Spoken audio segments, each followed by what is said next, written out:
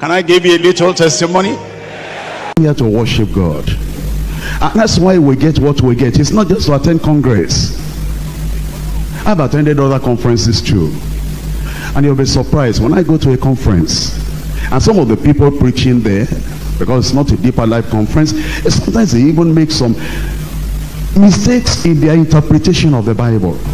But once I'm going to a conference, I say, I'm going to get something.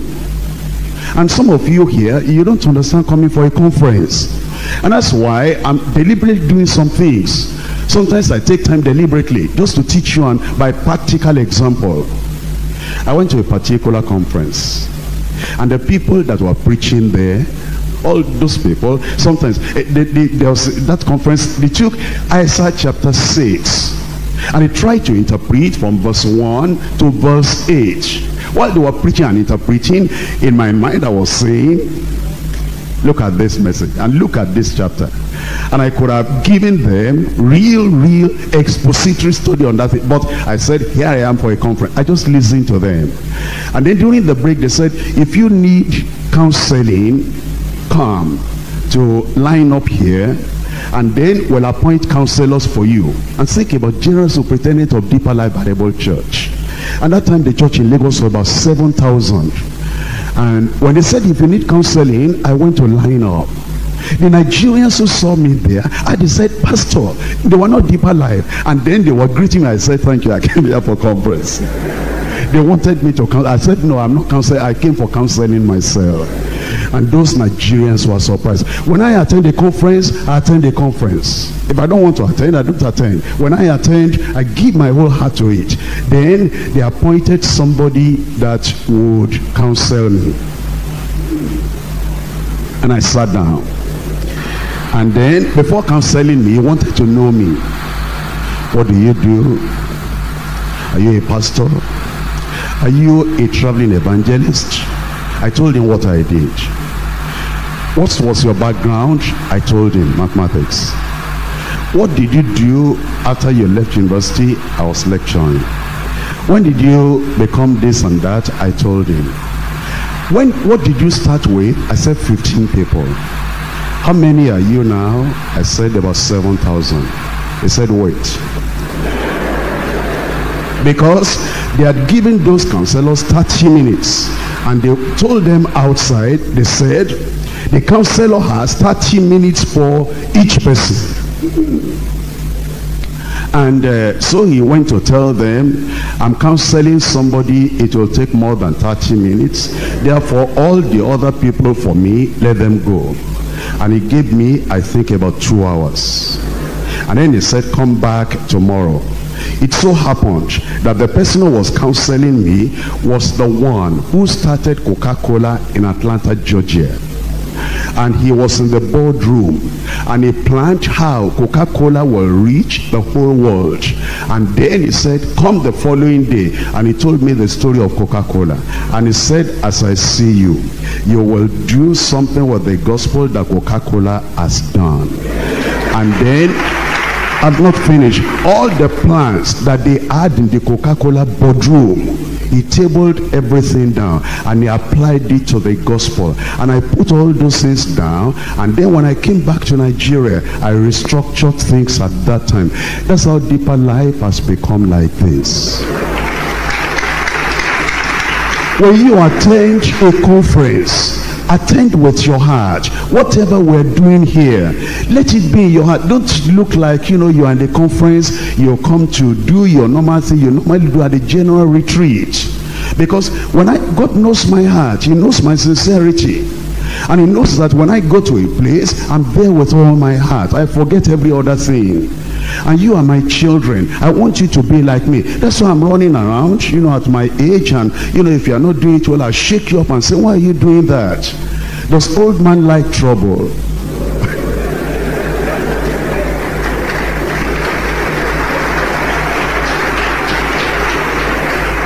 The reason I'm making all the trouble is that, gray hairs are coming.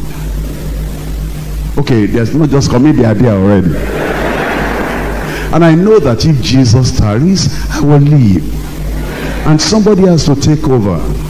And those of you that want to take over, I need to pass the fire into your heart before I go. That's why I'm doing what I'm doing. We're moving forward. I said we're moving forward. Called unto holiness, church of our God, purchased of Jesus, redeemed by his blood, called from the world, and his idols to flee, called from the bondage of sin to be free. Listen to the Lord, he's a Lord.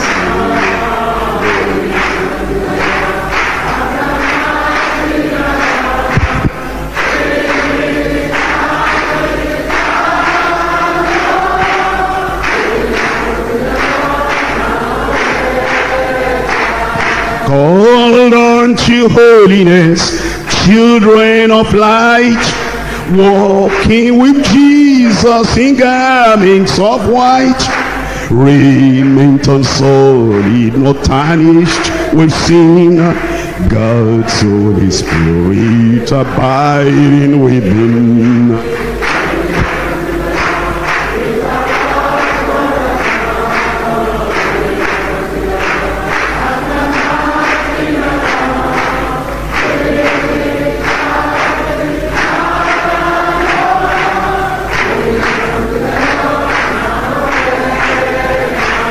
Called unto holiness, praise is their name. This blessed secret of faith now made plain. Not our own righteousness, but Christ within, living, ruling, and saving from sin.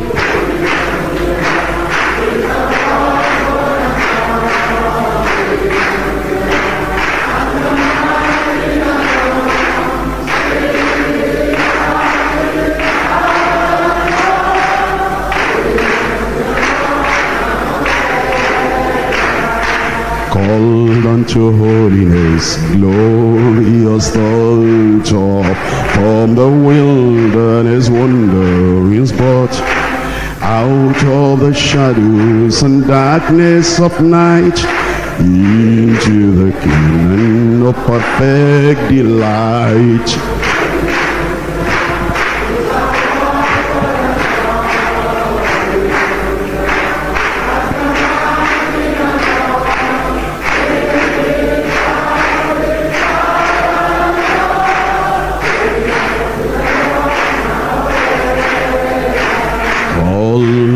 To holiness, pride of the Lamb, waiting the bridegroom's return again. Lift up your heads, for the day draws near, when in his beauty the King shall appear. Holiness unto the Lord, as we holiness unto the Lord, as we're marching along. Sing it. Shout it loud. Holiness unto the Lord. Holiness unto the Lord, now and forever.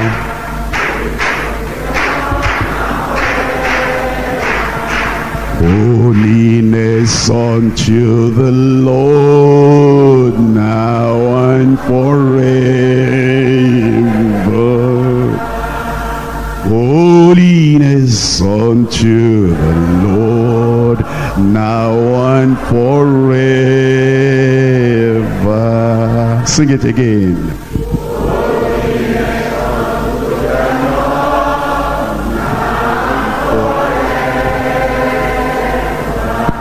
Amen.